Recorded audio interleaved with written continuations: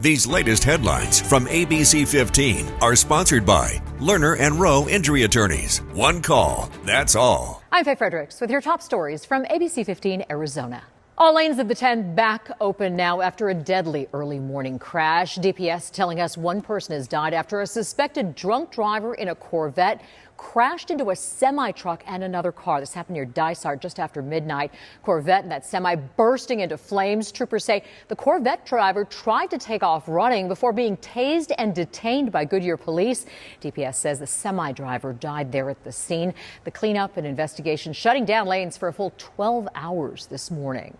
ABC 15 working to learn more after Chandler police shot and killed a man last night. Department says officers were called for a welfare check at a home near Elliott and Arizona Avenue around 9 last night. Family members telling officers the man made concerning statements and fired a round from his handgun into an alley outside the home.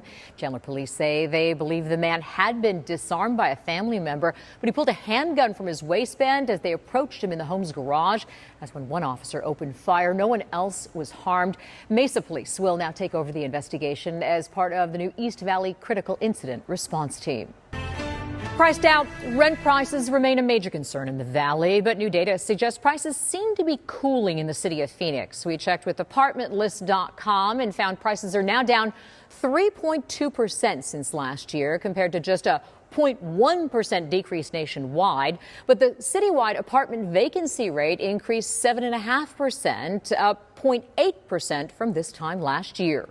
New today, Health Insider shedding light on an urgent need. Right now, more than 100,000 people in the U.S. are waiting for a life-saving organ donation.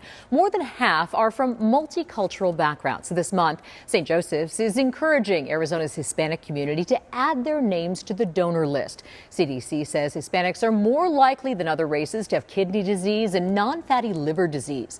But there's a lower percentage of Hispanics on the donor registry. ABC 15's hearing from a local kidney transplant coordinator who tells us diversity in the donor pool significantly increases the ability to perform organ transplants and their success. Transplant can be successful whether it's a match between a Caucasian and African American, Caucasian and Hispanic. However, we do match down to genetic makeup. And so scientifically speaking, you can, have a better, maybe potentially longer lasting organ if the genetic makeup is closer. 2 easy ways to be added to the donor registry. Go to the Arizona MVD or sign up at the Arizona State Registry online. We can fix these bikes up and get them to people who need them. Now, right now, your old bike can offer new opportunities for families in our community. ABC 15 teaming up with Earnhardt Auto Centers and St. Vincent de Paul for the Second Chance Bike Drive. We're collecting new and used bikes to give people transportation to work and school. You can drop off a bike at any Earnhardt Auto dealership or donate online by scanning that QR code or head to abc15.com/bike. Every donation makes a huge difference. If you haven't filled up your gas tank just yet, we did some of the work for you to find the cheapest prices. If you're heading north or south, Arizona prices are down to $3.44 a gallon. It's about the same in the Phoenix area. However, if you're headed up north, expect to pay a little more at $3.60 a gallon, a little cheaper for those headed south. Week 1 of college football is here as ASU fans gear up for the season kickoff. School giving us a little sneak peek at some special concessions. Like the Diamondbacks before them, Sun Devils will serve a signature menu item at each home game, inspired by their opponent that week. This weekend, it's an elk bratwurst as Wyoming comes to town. Later in the season, expect dishes like an alligator po' boy and a chicken shawarma waffle cone. The turn of Sun Devil football isn't the only exciting event in the Valley this weekend. Here's Zach Perry with a look at more things to do.